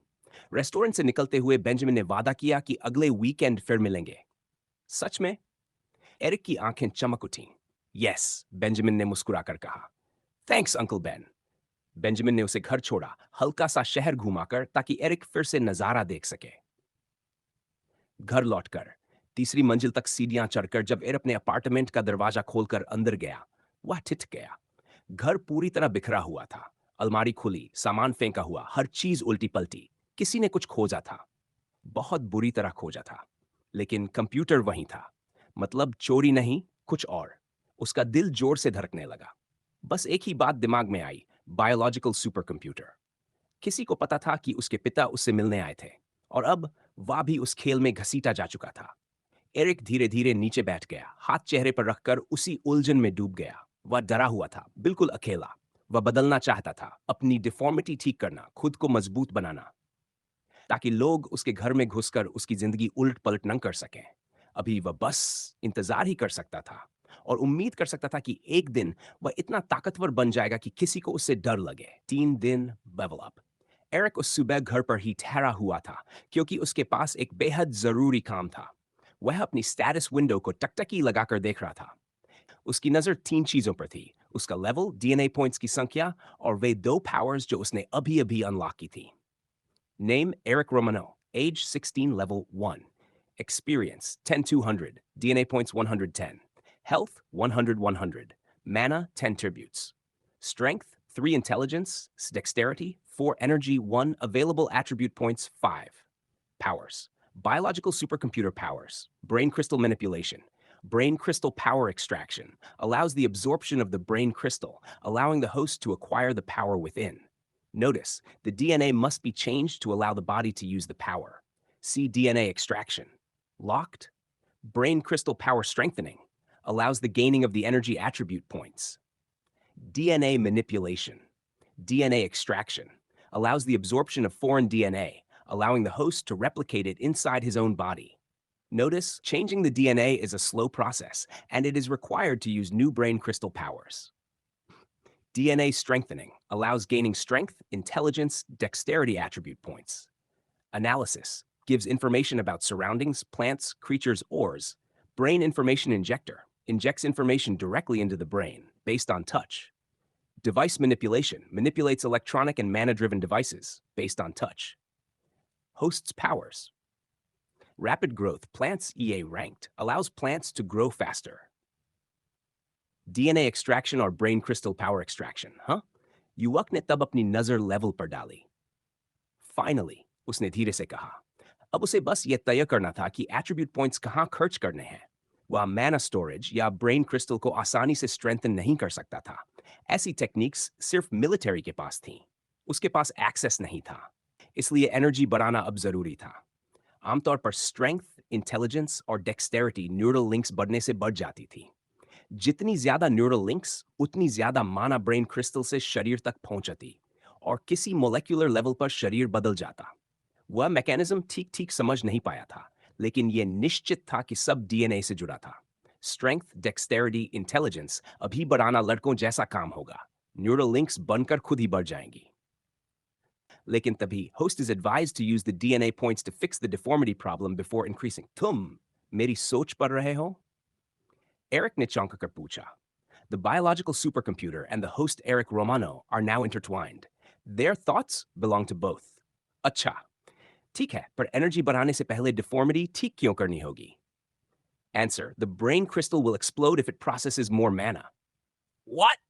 वह सचमुच बस कुछ सेकंड पहले खुद को मारने जा रहा था। ठीक है, procedure शुरू करो. Host is required to use 100 DNA points to temporarily unlock the feature and fix the problem. Yes. Eric ne bina झिझक कहा. The system will now temporarily unlock the features, DNA editing and brain crystal power editing. Warning: host may incur physical pain. Oh shit! ये शब्द कहते कहते Eric जमीन पर गिर पड़ा। एक तेज चीरता हुआ दर्द उसके दिमाग में घुसता गया, जैसे किसी ने खोपड़ी को चाकू से चीर दिया हो। दुनिया घूमने लगी। उसके कानों में अचानक एक अजीब सनसनाहट और टिनिटस जैसा शोर भर गया। अब दर्द सिर्फ चुभ नहीं रहा था, दिमाग जैसे आग में जल रहा था।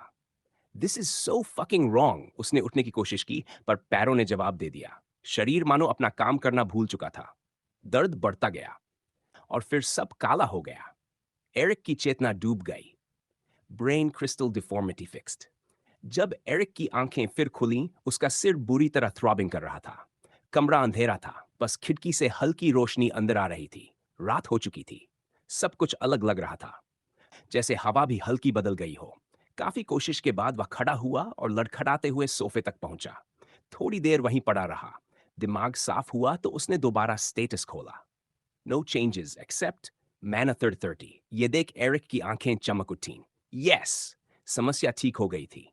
अब वह न्यूरल लिंक्स बना सकेगा और शक्तिशाली बन सकेगा। पर पावर अभी भी एफ रैंक पर दिख रहा था। उसने लंबी सांस छोड़ी। आई गेस ये नाइटमेयर अभी खत्म नहीं होने वाला। लेकिन फिर उसे एट्रीब्यूट पॉइंट्स याद आए। System, allocate all attribute points to energy. Energy.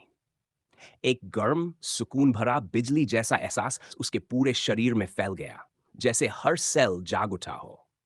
Brain crystal से मानो कोई एनर्जी की वेव दौड़ी हो। उसने स्टेटस दोबारा देखा। मैना अब 150 हेल्थ बढ़कर 220 और पावर रैंक एफ नहीं बल्कि ई। एरिक जोर से हंसा। इतने साल बाद जिंदगी ने उसे कुछ वापस दिया था। अब उसके पास लड़ने का मौका था, खुद बनने का मौका था। कुछ देर बाद उसने खाना बनाया, खाया और बिस्तर पर लेट गया। उसके विचार फिर पिता की ओर मुड़े। वह वापस आने वाला था, फिर क्यों नहीं आया? वह कहाँ है? क्या कर रहा है? सवालों के बीच एरिक धीरे धीरे नींद में डूब गया।